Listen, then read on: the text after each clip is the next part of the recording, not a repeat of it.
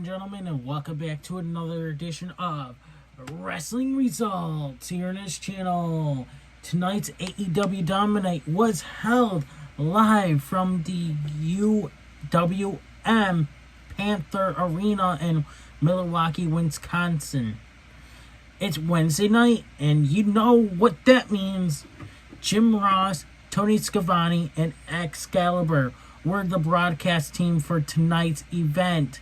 Freshly squeezed Orange Cassidy with Chuck Taylor and Wheeler Yuta. If I'm saying that wrong, I'm sorry. Versus Big Money Matt Hardy. This is a match many weeks in the making, said Excalibur. Hardy has 10 wins in his past 12 matches. Notice Hardy left the HFO in the back, and Orange Cassidy left Best Friends in the back. Actually, where the hell is Trent Beretta? Is he gone? Did he get hurt? Is he no longer with the Best Friends anymore? I hope he's still with the Best Friends. Hardy, they're gonna go one-on-one now, added Excalibur. Hardy puts his hands in his pocket and pulls out wads of cash. Cassidy drop-kicked him, sending the cash flying. Cassidy attempted a tope suicida, but Hardy caught him on the outside of the ring and planted him with a side effect on the floor. Orange made a mistake going outside so early. Now he's paying for it, said Tony Schiavone. Matt Hardy is a veteran and he controls the pace, replied Jim Ross. Orange Cassidy rallied back, changing the momentum, ramming Hardy's head into the turnbuckles.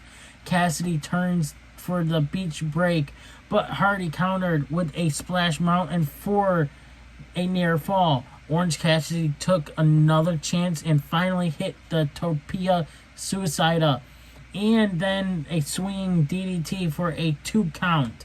Hardy's nose was busted wide open. Will the blood lose play an issue? Asked Excalibur. Cassidy climbed to the top and then splashed Hardy with a beautiful senton. Cassidy was about to go for the twist of fate, but Hardy bull rushed him into the turnbuckle. Cassidy came back with the twist of fate for a near fall. Hardy ducked the orange punch and almost locked in the leech finisher. But Orange Cassidy sat down onto Hardy and pinned him. Simply put, Orange Cassidy out-wrestled Matt Hardy for 3 seconds, said Jim Ross. Demo God Chris Jericho was out to discuss his future. This has been one of the biggest weeks in AEW history. Everyone has been celebrating except for me, because last week when I had the chance to beat MJF, I didn't. I lost. For the 3rd time, I lost to MJF. Even worse, I tapped out. It's been driving me crazy. I've been losing sleep over it because I'm Chris Jericho. The only reason why you lost this time is because you weren't able to hit the judo effect on Chris Masters. Or MJF. Sorry. I don't know why I have Chris Masters on my mind. I miss seeing him in wrestling. I've always strived to stay on top, even if it meant being hit the light bulb tubes, being powerbombed 50 times. And it's because it's what I do. But the fact that I failed to beat MJF, it's a mantra inside my head. Beat MJF, beat MJF, beat MJF. Max, you know I'll keep attacking you until I beat you. And that's why I have a proposal for you on how we can end this. I hope you're listening backstage, Max. I'm proposing you one more match. One final match at All Out. And I've been thinking about this for a long and hard time. If I can't beat MJF, maybe I don't belong in AEW anymore. It's inside my head. If I can't beat MJF, maybe I don't deserve to be league champion anymore. So this is what I propose. If you beat me, I will never wrestle in AEW again. MJF, if you want to prove you're better than me, you're going to have to beat me. What do you say? Ask Jericho. MJF's music hits. This is getting embarrassing, Christopher. Why can't you just leave me alone? I see right through you. Over a year ago, you saw my metric rise. So you knew in order to stay relevant, you needed a rub from the fastest rising star in professional wrestling. Guess what, Chris? Your cash cow is all tapped out. My udders are sore. Being able to say I tapped out Chris Jericho is cool. But being able to say I ended Chris Jericho, that's legendary. So if you want this match, you've got it. But consider that you're putting your career against the line against a man that mopped the floor with you not once, not twice, but 3 times. Are you sure you want this? Because I'm better than you, and you know it, said MJF. So next we have the World Tag Team Title Eliminator Semi-Final match. Before we go forward, I want to say is this, that I just did my wrestling news, and that on Chris Jericho, I am hoping that Chris Jericho does not lose this match, but he has a 3-year contract. It started in 2019, 19, 20, 21. So it expires this year. But there is a possibility that it could be a 4th year. So it could go up to next year. So who knows how long it could happen. Maybe Chris Jericho will lose and maybe go back to WWE. I hope he doesn't. We love Chris Jericho here over in AEW. And if this does happen, what will happen to Chris Jericho's team? What's going to happen? Are they going to split up now after Chris Jericho, the leader Chris Jericho, is gone? I hope not. I'd rather see Chris Jericho's team faction stay together with Chris Jericho.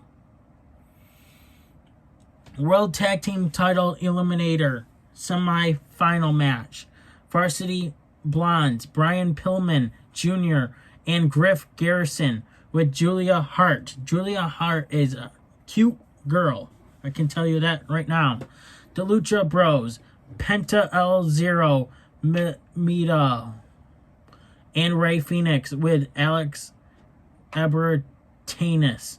I bet you Brian Pillman is dating Julia Hart. Guarantee. A Jurassic Express were watching from ringside. The Young Bucks, along with the Good Brothers and Brandon Cutler, brought out chairs and scouted the match from the stage. I've been really impressed with Griff Garrison, said Jim Ross. Ray Phoenix chopped at Griff, and Ray Phoenix ducked a high boot from Garrison. Pillman and Penta El Zero Mito tagged in. This was the same building that Pillman's father wrestled in against Jushin Thunder Liger in the legendary match. Pillman Jr. hit a massive thrust kick on Penta El Zero Mito. Penta's L0 Mito connected with a sling blade on Pillman Jr. Pento L0 Mito followed up with a massive overhand chop to Pillman Jr. Pillman went from offense to defense, said Jim Ross. Ray Phoenix blasted Pillman with thrust kicks and then a springboard drop kick. He followed up with a cutter to Bryan Pillman Jr. Griff Garrison jumped in to break up the pin. Pillman drop kicks Penta L0 Mito to the outside. He got carried away though, and the inexperience cost him. The Lucha Bros showed off their spectacular tandem offense on the Varsity Blondes. The Lucha Bros connected with stereo thrust kicks and then an assisted pile driver onto Bryan Pillman Jr. for the victory. It'll be the Lucha Brothers in the finals against Jurassic Express this Friday on Rampage. Jurassic Express went to shake the hands of Lucha Bros when the Young Bucks pushed Jurassic Express into Ray Phoenix and Penta's L0 Mito. The Lucha Bros didn't fall for it, though. Ray and Jungle Boy teamed up to hit Torpedoes Suicidas on the outside of the ring. Up next, Red Velvet versus Jamie Hayter with AEW Women's World Champion Dr. Britt Baker, DMD, and Rebel. Jamie Hayter is one of the toughest, furious competitors worldwide. Dr. Britt Baker has an eye for talent, said Tony Schiavone. Red Velvet took down Hayter with ground and pound. Hayter absorbed all the impact from Red Velvet's dropkick. She got up and stomped on Red Velvet in the corner. Hayter snapped Red Velvet to the mat with a vicious suplex. Red Velvet fought back and flattered Jamie Hayter with two consecutive running dives to the outside. Britt Baker grabbed Red Velvet and rammed her into the steel ring post. Hayter rocked Red Velvet with hard strikes. Velvet returned with an uppercut and a back elbow. She hit a face buster on Hayter, following up with diving knees on Hayter's back. Hayter came back with a massive lariat, turning Red Velvet inside out and then pinning her. Jamie Hayter absolutely ran over Red Velvet, said Excalibur. Hayter, Baker, and Rebel began to assault Red Velvet after the match. Chris Statlander ran out to save Red Velvet. Backstage, we have the Dark Order address the dissension amongst their ranks. Alex Reynolds blamed Evil Uno for Hangman Adam Page leaving a few weeks ago. Evil Uno got a bit carried away with his temper and assaulted Reynolds. Evil Uno tried to apologize, but it may have been too late. So next we have the best in the world. CM Punk made his first AEW Dynamite appearance. What an icon this man is. The best is yet to come for the best in the world, said Jim Ross. Tony Schiavone was in the ring to interview CM Punk. I can't hear you, Tony, said Punk as the fans were chanting CM Punk, but the fans weren't that loud in Milwaukee. I'm sorry to say, as it was in Chicago. The fans were just not into it. I'm telling you guys that right now. The fans in Chicago was louder than it was over in Milwaukee. I'm just throwing that out there right now. What's the one thing more than any that brought you back after all these years not being in the ring? Asked Schiavone. And my thought was the fans. Of course, the fans wanted him to be back because he's been gone for what, 7 years? 7+ years? So, of course we wanted him back. He wanted to be back.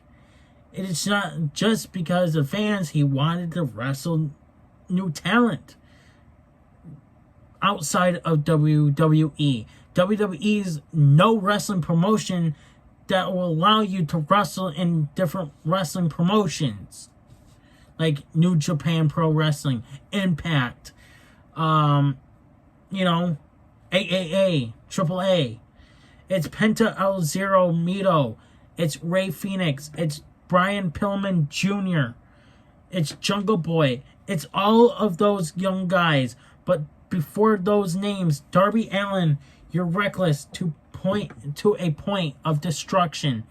And I look at a guy like you and I say, can CM Punk still go? Does CM Punk still the best in the world?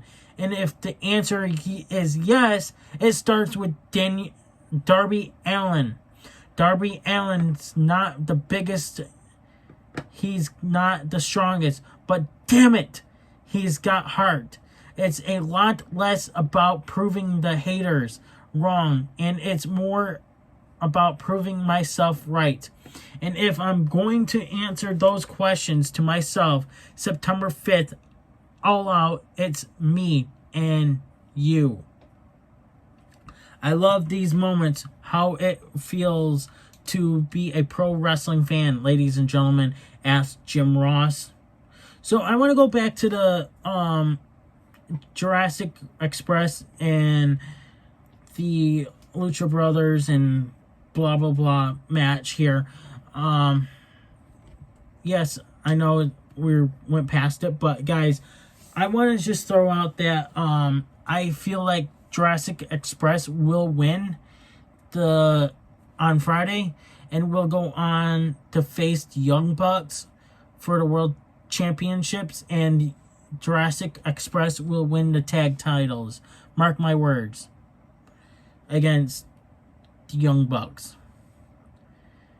And going back to the CM Punk segment, he has thrown out that he hinted at CM Punk, saying that as the fans were chanting yes, yes, yes, yes, yes, yes, he said something about just be patient, about that moment of yes, yes, yes, as Bryan Danielson. So we will probably see that happen probably after All Out, or maybe sometime soon, maybe in October or something. Who knows? Maybe, I don't know, but it'll be interesting. Oh, and by the way, he actually mentioned his wife, AJ Lee, April Janet, on television, saying he loved her. Backstage, TNT champion Miro called out Mad King Eddie Kingston. Bring me the Mad King. Next, we have trios match. Mad King, Eddie Kingston, Jon Moxley, and Darby Allin with Sting. It's really, really great to see Darby Allin teaming up with Jon Moxley. It's my dream to see that happen, because you never will ever see that again. I guarantee. So, I would love to see Darby Allin versus Sting in a match at one time. And also Sting versus CM Punk. Also, Darby Allin and CM Punk teaming up. That would be really great matchup there. So, let's throw this out. We have a Dollar Tree Kevin Owens, and we have a Dollar Tree Chris Masters, and we also have a Dollar Tree Dolph Ziggler, because they all look like those guys. against Eddie Kingston, Jon Moxley, and Darby Allin. I'm sorry to say. I'm just going to throw that out there. Darby Allin chopped at Drake in the corner. Drake had enough and tagged Ryan Nemeth. Kingston tagged in and was quickly punished by a chop from the Mad King. Kingston chopped off at Caesar. Kingston tagged Moxley, and they rushed Caesar with a double shoulder tackle. Moxley suplexed Boney back and tagged to Kingston. Drake came in and hit Kingston with a backbreaker. Moxley bit the ear of J.D. Drake. That looks like Kevin Owens. Darby Allin jumped up with an avalanche. Code Red and J.D. Drake. Pretty Peter Avalon. He's no pretty boy. Tried to interview, but but Mox stomped a mud hole in him. The Hollywood hunk, Ryan Nemeth, he's no Hollywood hunk, grabbed a chair, but Kingston and Moxley didn't care and charged after him on the outside. I'm thinking Ryan Nemeth is the Dollar Tree Chris Masters, and JD Drake is Ryan Nemeth is, I don't know. There's two guys that are built like that. Darby surprised Drake with an over-the-top stunner and then hit a coffin drop for the pin. Danny Garcia charged at Darby Allin with a cheap shot after the match. Kingston and Sting jumped into the ring, forcing Danny Garcia to head for higher grounds. Danny Garcia is an idiot. He should never came out. I'm sorry to say. So next we have the AEW World Champion Kenny Omega alongside with the stupid idiot Don Callis and Brandon Cutler and Michael Nakazawa came out to the ring to be interviewed by Tony Schiavone. At All Out, we are going to take out Christian Cage once and for all, said Don Callis. Yeah, you know why you guys gonna take him out? Because it's the numbers.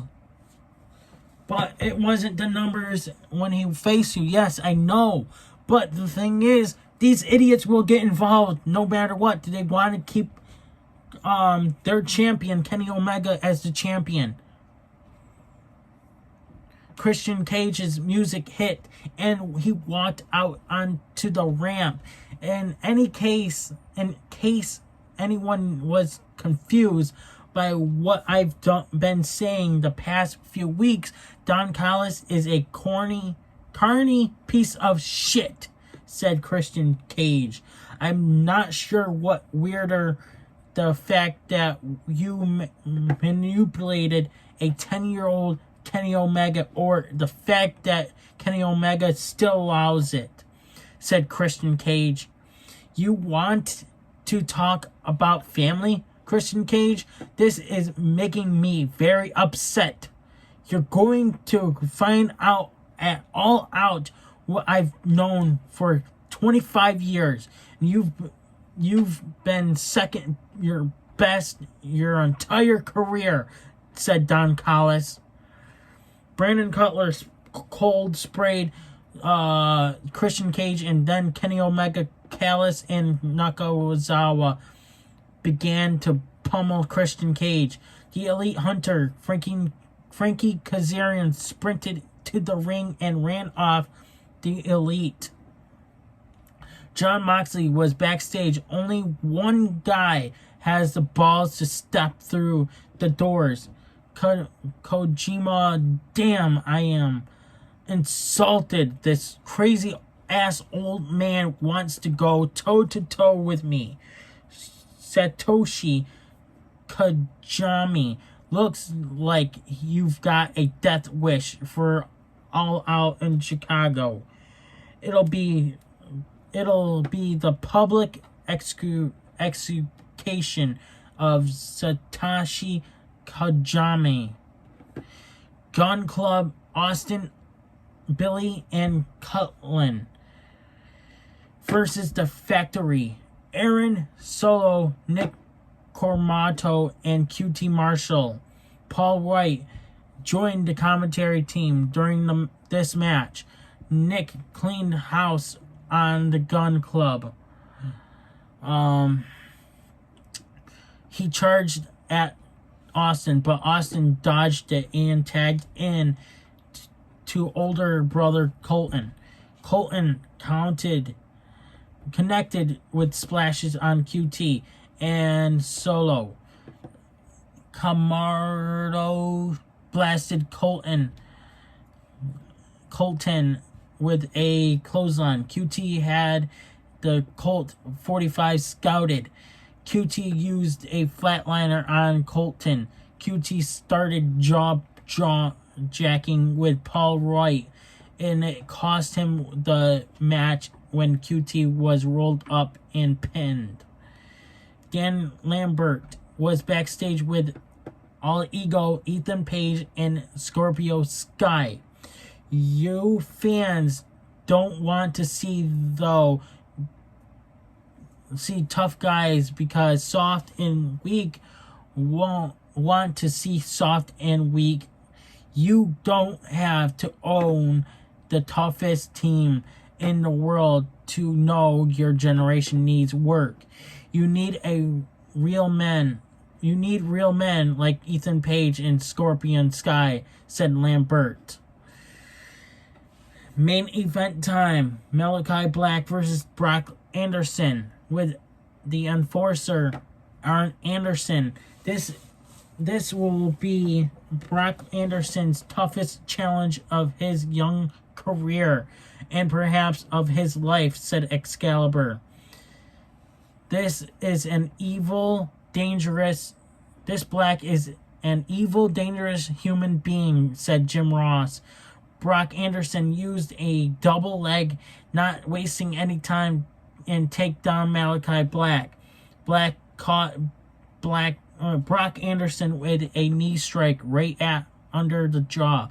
Black grabbed Brock by the hair and showed off Brock like a carcass in front of Arn Anderson. Brock was bleeding from the forehead. Malachi Black used an exploder suplex on Brock Anderson and followed up with a roundhouse kick. Black pinned Brock devastatingly. That kick is how he took out Cody Rhodes, said Excalibur. Arn had a chance to throw in the towel and he didn't, said Tony Schiavone. Yes, he tried to do that. Arn Anderson entered the ring to check on his fallen son. Black jumped into the ring with a steel chair. Arn Anderson told him to drop the chair and then they fight. Black dropped the chair and tried for a kick to Arn's head. Arn blocked the kick. He was an idiot for blocking that kick. You don't block Black Mass.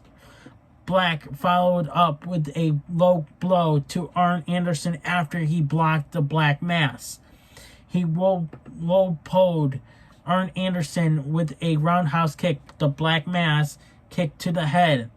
Lee Johnson of the Nightmare family ran down to the ring to check on Arn Anderson and Brock Anderson. Malachi Black left the ring. He had enough for the night. Now that's our show for tonight. Thank you guys for watching. Give this a big thumbs up if you have watched all the way through. And if you guys have watched all the way through, comment down below saying Black Mass. So that way I know that you have guys watched all the way through this whole video. Thank you guys for watching. Please subscribe. Hit that notification bell so that way you guys do not miss an upload of results coming to this channel. I am soon hoping to have my friends here on this channel for wrestling results. So that way we can go back to the old ways eventually, maybe soon, maybe not. We'll see. It might just be me again. But anyways, guys, I miss having my friends here on the show. But the thing is, I work nights, overnights, and it's hard for them to be on here in the morning. So when they have to work. But anyways, guys, I'm unstoppable, and I'm out. Hey everybody, it's your boy Skiz here. And if you don't subscribe to Blonde and the Unstoppable Denominator, then you are a toothy bumfuck, pussy ass bitch motherfucker.